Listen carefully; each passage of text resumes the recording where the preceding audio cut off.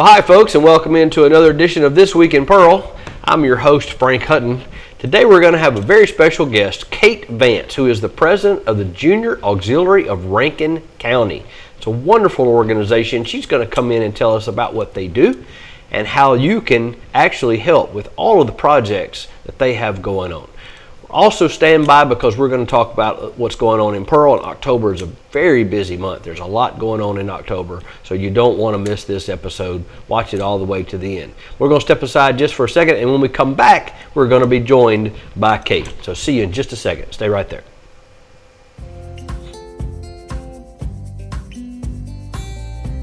Hello, I'm Mayor Wyndham, and I'm thrilled to show you the city creating its own future. Pearl is located in Rankin County, the fastest growing county in Mississippi, and there's no question why. Access to great schools, even better shopping, and unbridled beauty make Pearl a town that truly embodies its name. And with a truly exceptional team of first responders, public safety is another key component of our success. With fantastic housing opportunities from quaint suburban neighborhoods to gorgeous lakefront properties, there's a place for you here in Pearl.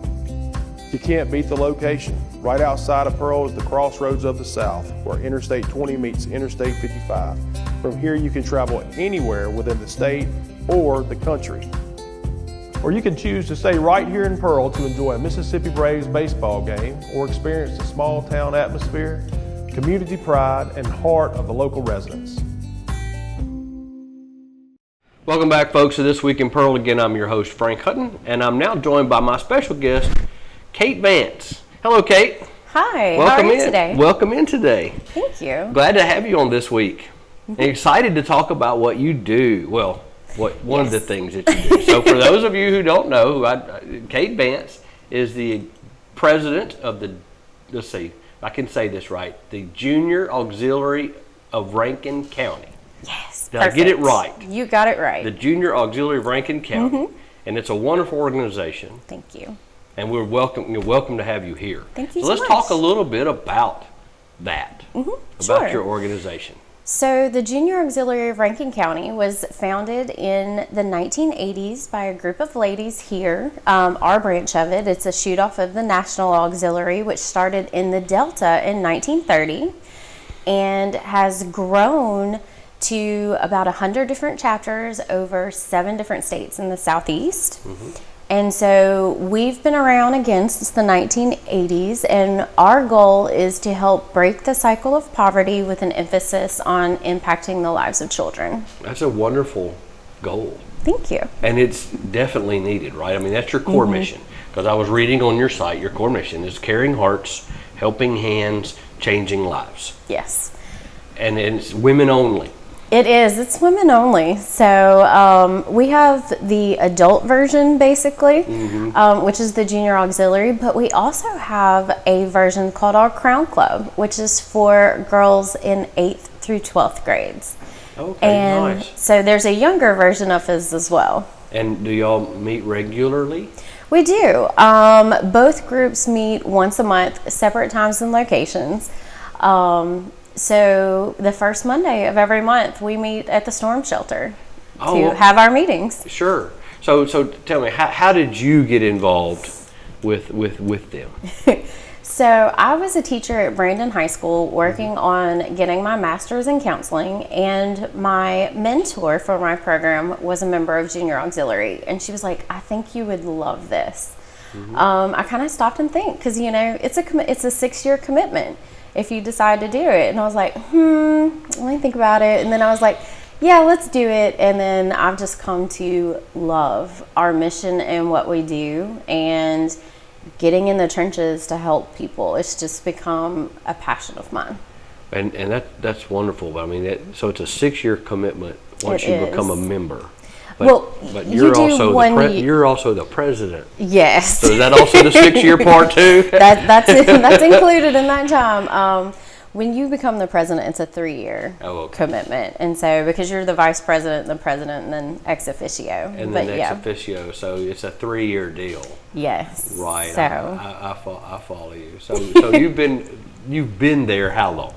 This is what we call our 4th year active, but my 5th year in the program. So I have one more year, my ex officio year, and then I don't know what I'm going to do with myself after that. Certainly you can stay, right? I mean, they're not going to kick you out, I would think. No. When you finish, you go what's known as a life member, and our life members actually have their own project, and they do their own things, and they can still come and join us at any meeting or any project that they want. They can still sign up and participate. So I imagine once I have that initial little vacation, they'll sell me a lot. I'll still be there all the time. You'll still be there all the time. It looks Yes. like you have a good time with it, and you I do. enjoy it. All right, so there's some programs that you guys have. Yes. And I've highlighted several that I wanted to talk about. Like Please. One in particular, the Community Connectors. You kind of mentioned it a minute ago. Mm-hmm. But you know what? In your website, it says you collaborate with local organizations hosting events such as health fairs and Easter egg hunts. Tell me a little bit about the Community Connectors. What is that? Community Connectors is really there for us to kind of help get our name out. You know, 9 times out of 10, if I say, hey, I'm a member of Junior Auxiliary, like, what's that? And I was like, okay, so there's a need here. And so with Grace, who's over our Community Connectors this year, we participate in health fairs, we pass out flyers. We do interviews. We do interviews.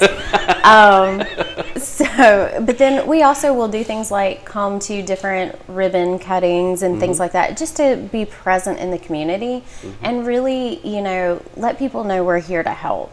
And that could be through many different forms. So I get it, and that's probably one of your main outreach programs is the Community Connectors. is getting out there, yes. Getting the name out there so they know what programs we have available, yes. Yeah, I guess I could see that because I met her and we were discussing it because y'all are working another project that she's working on. It's kind of how we ended up talking about it. And come to find out, we do a lot with you guys, already. Yes. That's going on with some of our other programs in the city that people may not be aware of. Yes. we're kind of the hidden gem. Yeah, well, let's not make you so hidden anymore. We're trying to make you not so hidden anymore. But I do think I see where that's going. And then you have another one called Especially for You. It's a partnership with the Mustard Seed. Yes. So Do tell. We love the Mustard Seed. Love this project. So we go once a month and we feed the ladies at the Mustard Seed. And so we'll bring them dinner and we have a chance to talk with the ladies, love them. And then actually our Crown Club, our high school version, the ladies transition from us and then they go to the Crown Club and they do like some kind of arts and craft or some kind of team building or something that they do together. And so it's kind of like they go from us where we feed them to the Crown Club where they have fun and do things with them. And so they'll do the craft projects and stuff. And of course, these are teenagers. These are teenagers with the same passion. And I mean, they could potentially be in for 5 years. And for each year of service that they have, they earn scholarship through our scholarship programs. These ladies do. That's wonderful. So let's just jump to that. Sure. Tell me, there are 3 scholarships now. I know Yes. 2, and you just informed me there are actually 3. So Yes. So tell me about. So we'll pivot from Crown Connectors to that. So the Crown Connectors, they're 5 years opportunity for the scholarship. So tell me about those. How do those come about, and how do they get them? So the scholarships, we will actually it's open to anybody in Rankin County. Now, Crown Club has their own version, but our Tammy Lass is named for a member that passed while she was in service. And so this scholarship is in memory of her. Okay. And Tammy Lass, her and her family, they help fund a scholarship that goes to a child that has lost a parent. And so that is a requirement. You have to live in Rankin County. And have lost at least a parent. And lost a parent. So we do that. It's typically around $2,000, $2,500. That number could be off just a little bit because I'm trying to do it off the top of my head. No, that's fine. But that's the requirement, and going to school, and they don't have to be going to school in the state of Mississippi. So anywhere in the country. Our second one is just our general scholarships, which we look and see how much money we have, and we'll divide it up. It could be $500 scholarships all the way up to a $2,000 one. And again, it's just open application to anybody that lives in Rankin County. And there's a Google form that they fill out and submit and answer a whole bunch of questions, and then submit like a short essay style piece, and we will go back, and our scholarship committee goes back and looks at it. And then our third scholarship, which is a new one, is the Valerie Converse Cole Scholarship, and that is for children going into CTE or trade schools. So like your linesmen, your welders, mechanics, things along those lines. Construction, plumber, Exactly, electrician, yes.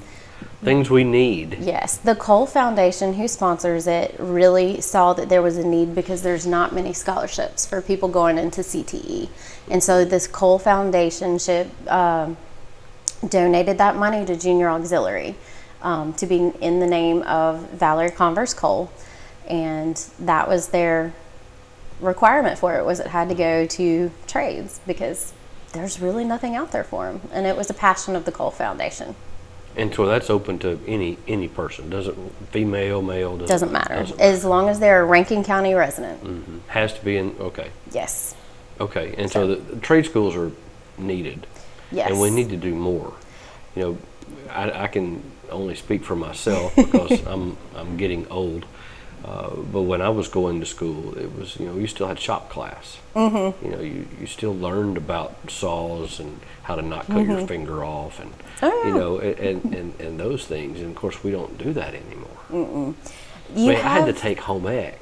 You know, I had to learn to sew, cook. Of course, I enjoy doing some of those things today.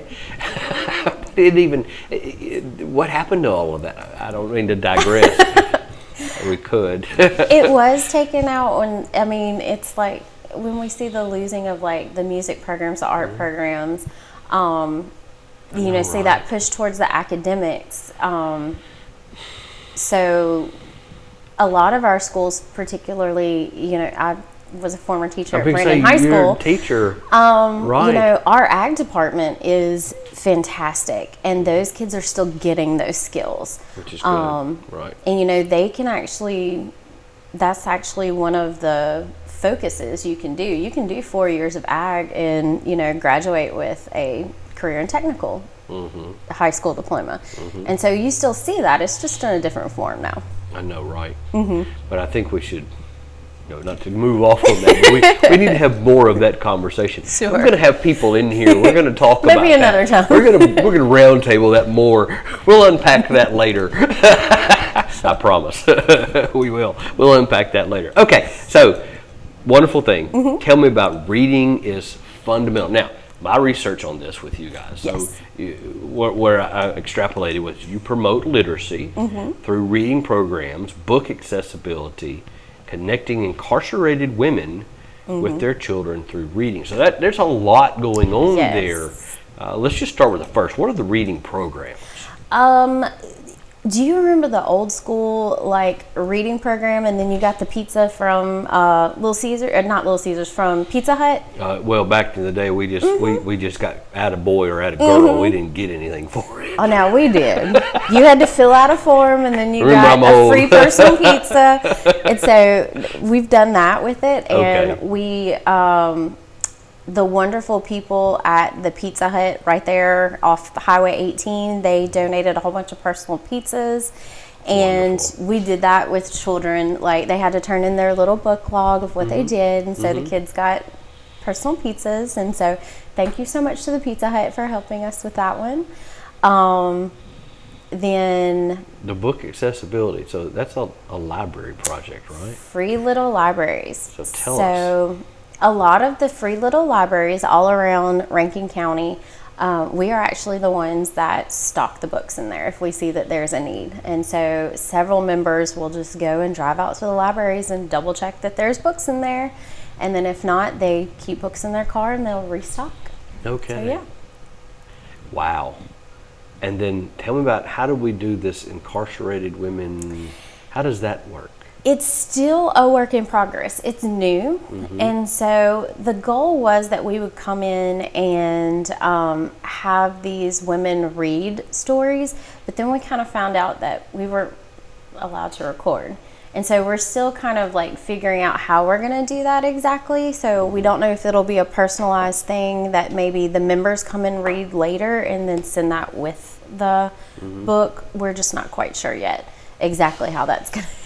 So we had to like stop and punt. So we're still in development with that one. Say, where is that table topped? What does that look like? Is there something you need help with in that process, or what? We're still working with the prison system to see what we can do to be able to record and get those off. And so the children will get a copy of the recording. They'll get the book of their parent reading it, and then we will actually mail that.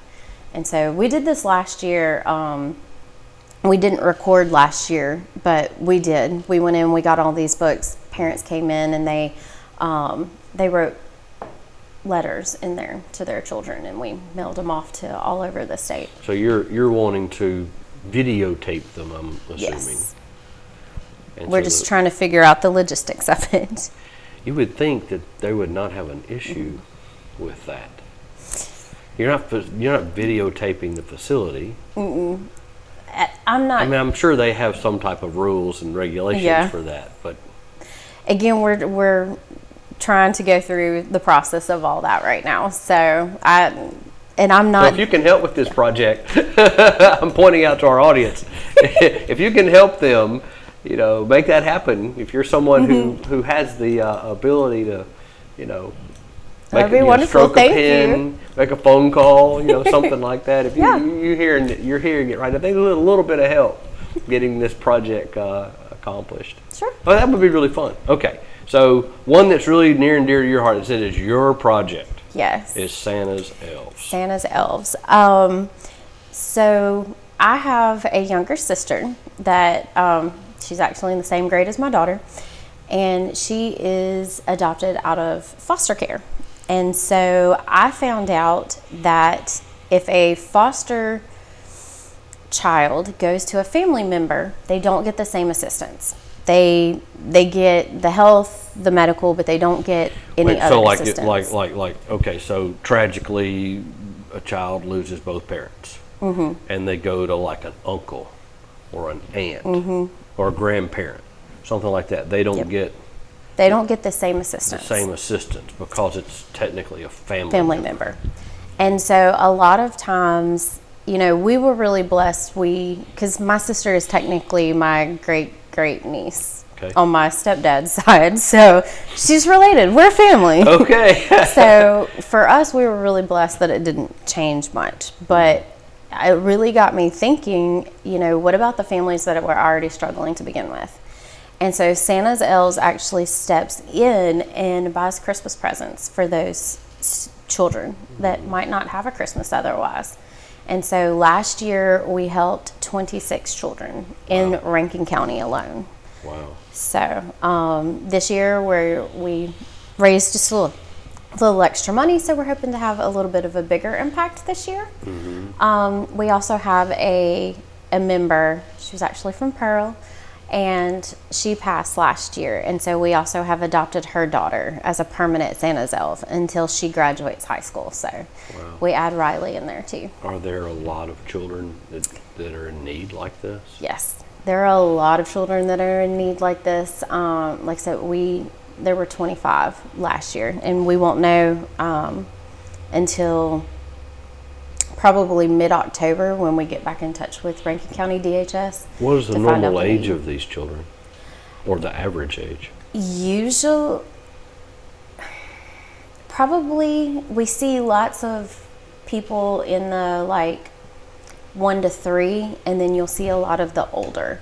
Not as many of the middle ages. So lots of young children to teenagers.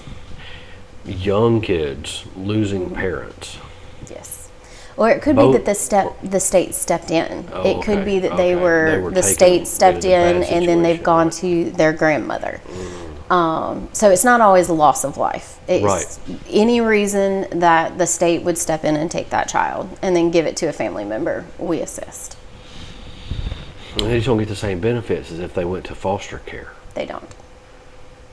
Because they went to a family member. That doesn't seem fair. or right?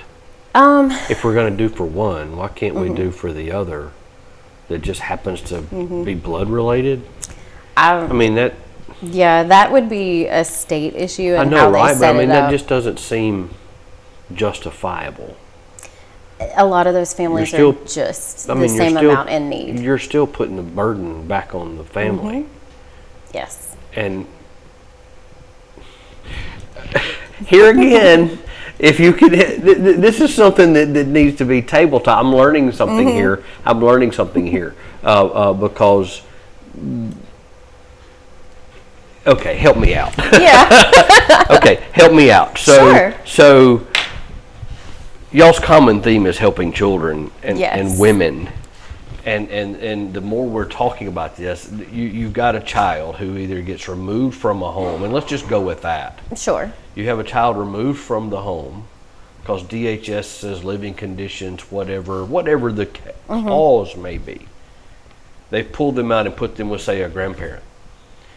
But they don't give them the same assistance as if they pull them out and put them in foster care.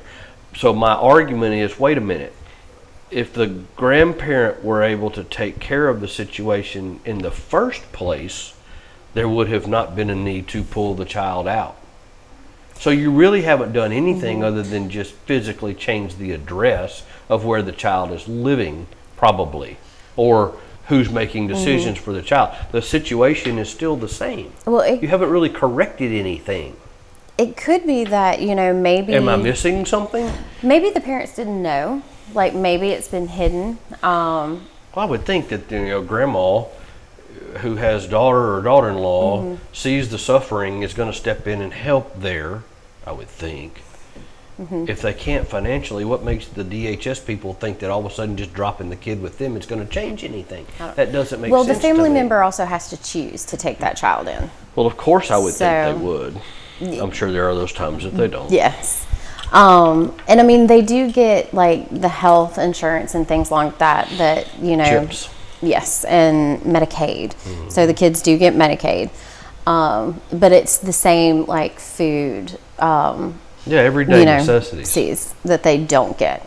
And so that's what we step in to help with at the Christmas time. And then, piggyback off of a few other of our projects, we also have a clothes closet. We have a food pantry. I would just They're fix welcome the to cover. come. You've got clothes Yeah. closet, you've got food pantry. And so we Tell us a support little bit them about also. that. How does that work? We have what we call Helping Hands projects, and so there's 3 of them. There is the clothes closet, which is open to any Rankin County person. They can come in, they can get clothes that they need, essentials, socks, underwear. We're always in need of those, so if anybody wants to donate, Where can they do that? they can either we're at the Rankin County News Building. They've graciously let us use their second floor to house Okay. our project, Okay. so they can drop off there during business hours. They can. That's right there on the corner at the square in Brandon. Can't miss it. No, you Go really around can't. the statue, come back west, right on the right. And at Christmas, there's the Grinch on it. Yes. They can contact any junior auxiliary member that they know, myself included, and just say, hey, we have a donation, and we'll go and pick it up as well. So we also have an Amazon wish list that, if anybody wants to pull off that, it'll actually ship directly to us. So, No kidding. yeah. But our So they can stock the food pantry, they can stock the clothes closet just by going to Amazon, oh yeah, and it'll ship to you. it will ship to us. You couldn't make it any easier, could you? No, I mean, that's, we want it user friendly. yes, but people need to know about this. Yes. Another thing we do is we actually take a lot of stuff to the Rankin County schools, and that's all of our schools. They contact us with needs, and it could be, hey, we need leggings, we need shirts, we need snacks. We do a lot of diabetic snacks for pretty much all of the schools. They'll contact us with needs like hygiene deodorant. We have disposable washcloths that a kid can go and get, and just get a packet, go to the bathroom, wipe down, throw it right away. And so we partner a lot with our school districts, and we supply them with a lot of the snacks and extra things that they don't get otherwise. You know, I applaud you for what you're doing. Thank you. That's fantastic what you're doing. I can't help but sit here and think, this is the United States of America, one of the richest countries on the planet. And we have children who don't have hygiene products. We have children who don't have snacks that are diabetics, that don't have the necessities to survive in our country. I mean, that's a problem. Something else that needs to get unpacked. It's a systemic problem that you see, and there's lots of organizations that step in and try to help. We're one of them. Our goal is to break that cycle of poverty, but part of that is, we can try to put a Band-Aid on it, but unless you truly try to fix the root problem, which is, taking that family, giving them the resources that they need, which is one of the things where we do. We will help a family get with the correct agencies to try to do that. We will help them with job resumes. We'll help them find jobs. We'll give them clothing that is job appropriate, and then we'll work with them with budgeting. All those different kind of things through our third project, which is called the Compassion Project. Tell us. And so Compassion Project is there, and if you have an immediate need, like if you can't pay your light bill, if you are having a problem with rent, we can kind of step in there. But with that, you have to agree to do the steps that you need to not need us again. And so it's not just like here. Exactly. You need to teach a man to fish. Exactly. Right. And it's on a one-time basis that we can help somebody pay a bill, something like that. But with the understanding that if you're not set up to be able to pay for it yourself next time, we're not really helping you. And so we're kind of stepping in and doing those things. Right. So teaching a man to fish theory. Exactly. Instead of providing the fish, you're teaching. Do you hold like classes or anything? Do you have like times where y'all get together and pull people in to teach budgeting and to teach, Econ 101, home ec, kind of been on checkbooks, a one-on-one basis recently, but we're actually looking to expand it and to do like, we've talked about looking at getting a location and doing almost like stations, and people can go to the stations that they need. We'd be happy to assist. Oh, I'd love that. Thank you so much. It's a passion of mine. I actually taught college and career readiness. And so, I had people come in. So we learned how to change a tire. You fit in well with this program. Yes. Right. Yes. With the Junior Auxiliary of Rankin County. I did. I You love fit in well it. there. So, There's a lot of views. Are there not? There's a lot of we views. currently have around 60 members, Wow. active members, and then we have 13 provisional members. So, yes, there's a lot of us. It sounds like there needs to be double or triple that amount. We would love it. Could always use more. So how can Yes. people get involved with your organization? So, if you're wanting to get involved with membership, our membership applications open around March and April of a year, and then we select our provisional class. And so that's for the ladies that are interested. You have to be a resident of Rankin County for 3 years, be 21 years or older. And then it's a 6-year commitment. And so, but if anybody in the community would love to get involved, we're always looking for sponsorships, for donations. If you're cleaning out your closet, let us know. We'll come, take those clothes, reuse them. What we can't reuse, we will donate to like a battered woodman's shelter or something along those lines. We also, to help fund that project, we do a rummage sale twice a year. And so anybody can come in and fill a bag for $5. And so, one of the big grocery bags, just get what you need for $5. We had prom dresses and things on sale for $10. Wow. And so, we're... Wow. Women helping women. Exactly. Women helping women. And so, and children. You've been very enlightening. Thank you. Very enlightening. There's just a lot of stuff going on that you Yes. don't necessarily see. No, we're very much behind the scenes, and we're working on trying to get our name out more, because a lot of people don't know what we do, and you know, we are 100% self-funded, and so we've kind of realized that people don't know, and so Well, with you're not a us, social club. we're not. You're not sitting around knitting and talking about what you read on Facebook. No. And again, as you were saying earlier, our main fundraiser is coming up, which is our Children's Benefit Gala.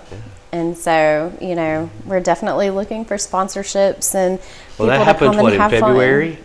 Yes. of next year. So Yes. tell us a little bit about it. What's going to happen? It's at the Muse Center. Yes. So tell us a little bit about the gala, the Okay. main fundraiser. So this is our 39th annual Children's Benefit Fundraiser Gala. 39th, 39th. Yes. close to 40. I know, one more year.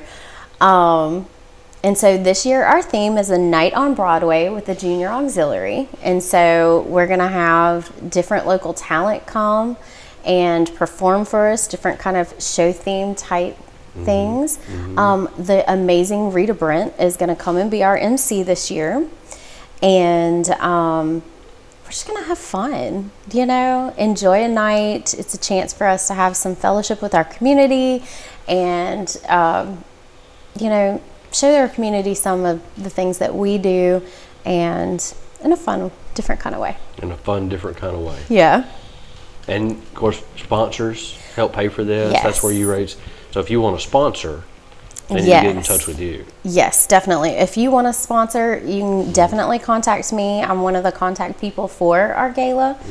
Again, I'd probably point everybody to the website, right? That'd be the best way to get in touch. Yes, the contact-wise. best way, our website, it's rankinja.org. We'll help post that in our. We'll Thank you. we'll put that in the. We'll put that below in this event. But it's rankinja.org. Okay, so RANKINJA.org, where you can register. I was trying to do that off the top I know, of my head. I was right? like, I think it is. Right. So you can go there. Contact information. Yes. All of that is there.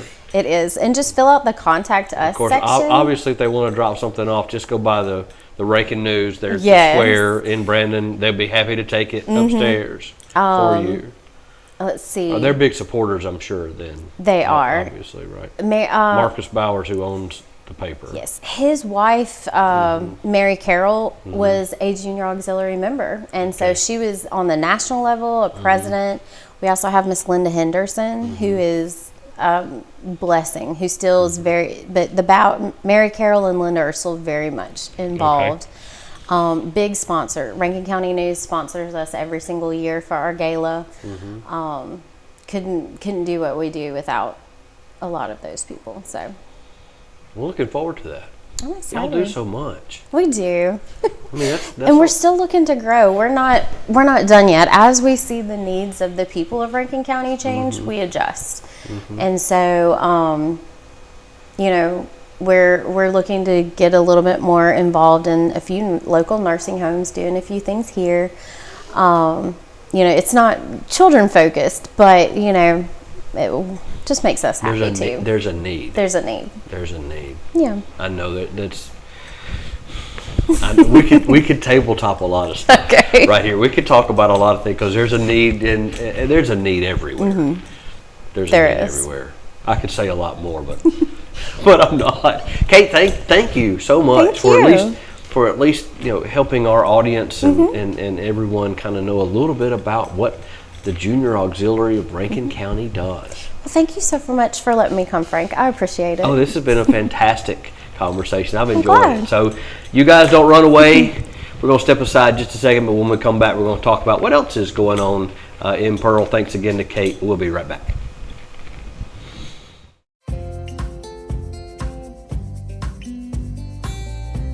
Hello, I'm Mayor Wyndham, and I'm thrilled to show you the city creating its own future. Pearl is located in Rankin County, the fastest growing county in Mississippi, and there's no question why. Access to great schools, even better shopping, and unbridled beauty make Pearl a town that truly embodies its name. And with a truly exceptional team of first responders, public safety is another key component of our success.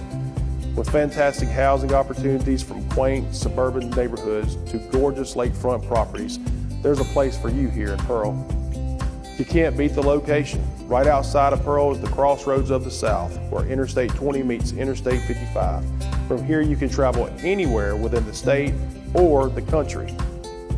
Or you can choose to stay right here in Pearl to enjoy a Mississippi Braves baseball game or experience the small town atmosphere, community pride, and heart of the local residents. Welcome back into This Week in Pearl. Again, I'm your host, Frank Hutton, and what a wonderful conversation that was with Kate Vance. So glad she was able to join us today. We talked about so much that was going on with the Junior Auxiliary. They do so much for children and for women. It's definitely something I think we really should get more involved with and really learn more about and just see how we all can help with that mission that they have. It was a wonderful conversation. Thank you so much, Kate, for joining us. So what's going on in Pearl? Well, let me tell you what's happening. Matter of fact, what's happening this week, the time this airs, it's going to be Thursday. Troop 575 right here in Pearl. Troop 575 and Pack 575 with the Boy Scouts of America, something that's near and dear to my heart as I am an Eagle Scout. They are having an open house. They are sponsored by the Pearl Methodist Church, 226 South Pearson Road in Pearl. Troop and Pack 575. They're having an open house Thursday, October the 3rd. So if you want to come by, they would love to have you come by and talk about what's going on with scouting, how your child can be involved in scouting, what scouting means. It's very important to young men and boys. They have a blast doing it, but I think it's very educational and definitely helps in life. So if you're interested in learning more, you can definitely go by on October 3rd, Thursday, Pearson Methodist Church right here in Pearl. Pearl Methodist Church, on Pearson. And so you definitely want to do that. Also coming up, Oktoberfest, Saturday, October 12th, 10 a.m. in the city park. That's right, Oktoberfest is headed to the park right there on 80 in Marianne. Definitely want to go because there'll be food vendors, craft beer, and an eating contest with the gumbo cook-off, Kids Zone, the Delta Krauts, which is a polka band, will be playing. It's going to be lots and lots of stuff going on, games. There's going to be a car show out there. But Oktoberfest, it's a wonderful time for family, so you definitely want to come out. That's happening on the 12th in the park. Also going on, we have the Trick or Treat Street, which is literally just right behind that. Trick or Treat Street happening Saturday the 26th, 6 p.m., right here out front of City Hall on Old Brandon Road. Kids can line up, go through all the different tents that are out there on the road, and just tons of candies given away. Kids have a blast. It's a very safe and secure place for children to come out and enjoy being able to trick-or-treat for Halloween. There'll be games and inflatables that'll also be available right out here in front of City Hall. So it's going to be a lot of fun, so you don't want to miss that. One more thing that's going on in October, Pearl Pirate Football is playing not this Friday night, but they're off. It's an open date, so the following Thursday at Northwest Rankin, Pearl travels there to play the Cougars. So you definitely want to go support the Pirates as they travel just a little bit up north there in the county to Northwest Rankin to play the Cougars. Gates open at 5:30 and kickoff is at 7. You can always catch the games right here on PMB Sports, where we broadcast them live everywhere they go. So that's on our City of Pearl page, Facebook, YouTube, Roku, Amazon Fire Stick. All there. You can watch Pearl Pirate Football or hear it pretty much anywhere and everywhere you are. Okay. Don't forget, in November, Election Day is coming up on the 5th. So vote in our presidential election, and then down ballot, you definitely want to vote. So you want to get out there, and you can contact the clerk's office if you're not sure as to where your voting precinct is located. Feel free to reach out to them. They will let you know. Also, if you want to be a part of the Christmas parade and you want to put a float in or a car or just be a part of that, you'd like to sign up, go to the City of Pearl page and go under events, and you'll find the form where you can sign up to put a float in the Christmas parade. This year's theme, Whoville Christmas. So it sounds like a whole lot of fun. You definitely want to be a part of that. Well, folks, I've had a great time bringing you This Week in Pearl. It's been very informative. We definitely appreciate Kate for showing up. Until next time, I'm Frank Hutton. Y'all have a good day.